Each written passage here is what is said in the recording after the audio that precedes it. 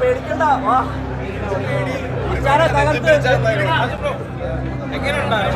അടിപൊളിയല്ലേ, സന്തോഷം. നിങ്ങളല്ലേ പറഞ്ഞത്, ഞാനാണോ പറഞ്ഞത്?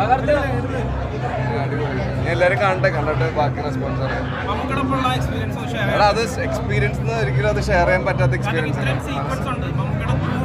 എടാ കണ്ടില്ലേ, കാട് എന്താ പറയാ, വൻ പൊളിയായിട്ട് നിൽക്കണേ, ഹാപ്പി ആയിട്ട് നിൽക്കണേ. ആരാ എടാ നിന്റെ മുഖം കാണിച്ചാൽ നാണല്ലോ ചോദിക്കാനായിട്ട്. എനിക്ക് ഇങ്ങനെയൊക്കെ പടത്തിന്റെ രീതിയല്ലേ, പൊളിയല്ലേ, മമ്മൂക്ക ചീത്ത പൊളിയല്ലേ വിളിച്ചേക്കണത്. ഒരു സീനാണ്. കമോൺ, ഞാൻ ഒന്ന് പറഞ്ഞോട്ടെ.